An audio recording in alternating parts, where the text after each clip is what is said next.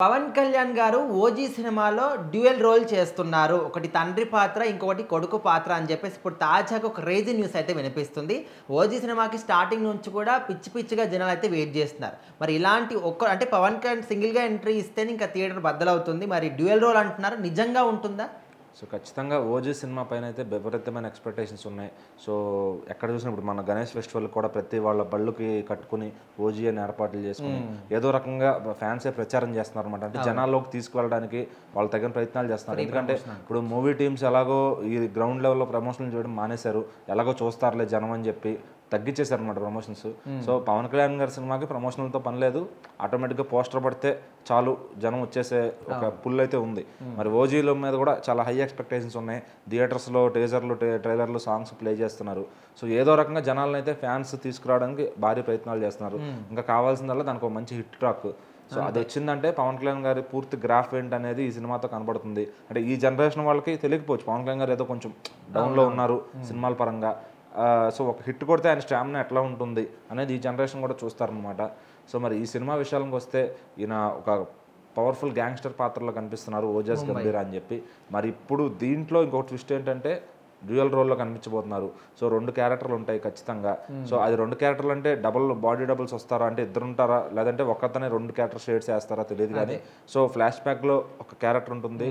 So దానికి తగ్గ అనుగుణంగా ఇక్కడ ఒకటి ఉంటుందని చెప్తున్నారు. అంటే డ్యూయల్ రోల్ అయితే బయటకు వస్తుంది. అది ఏ రకంగా ప్లాన్ చేశారు, అది ట్విస్ట్ ఉంటుందంట ఆ పాత్రతో. అది ఎక్కడ కూడా రివీల్ చేయలేదు. నిజంగా ఉంటుందని ఫిక్సా? అది ఉంటుందని అయితే ఆల్మోస్ట్ ఇన్సైడ్ సమాచారం. అంటే సెన్సార్ వాళ్ళ దగ్గర నుంచి కానీ లేదంటే సినిమాకి పనిచేసిన వాళ్ళ దగ్గర నుంచి కానీ బయటకు అయితే వస్తుంది.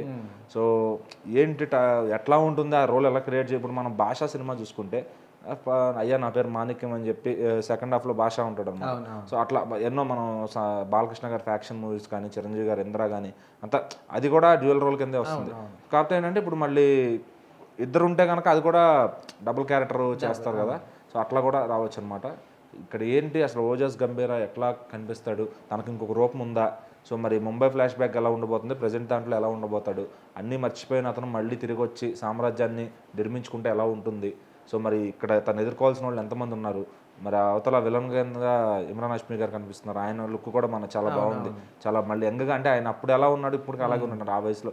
సో మరి వాళ్ళిద్దరు కూడా చాలా పోటాపోటీగా ఉండేలా కనిపిస్తుంది. సో మిగిలిన క్యారెక్టర్లు కూడా హీరోయిన్ ప్రియాంక ఆర్ల్ గారు కానీ, సో మిగిలిన క్యారెక్టర్స్ అన్నీ కూడా బాగా కనిపిస్తారేమో. మన పాత హీరో అన్నయ్యలో తమ్ముడుగా చేసిన వెంకట్ గారు కూడా ఈ సినిమాలో ఉన్నారు. సో అలా కొంతమందిని తీసుకొచ్చారనమాట సెలెక్టెడ్గా.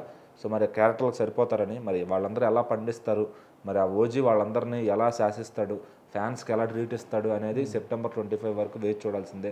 మరి సెప్టెంబర్ 25తో మొదలుకొని దసరా అయ్యేదాకా ఇక non stop box office batting అయితే ఉంటుందన్నమాట. సో మరి ఈ జనరేషన్ అయితే ఖచ్చితంగా చూస్తారు ఓజీని. పవన్ కళ్యాణ్ గారి స్టామినా తెలుసుకుంటారని ఫ్యాన్స్ అంతా భావిస్తున్నారు.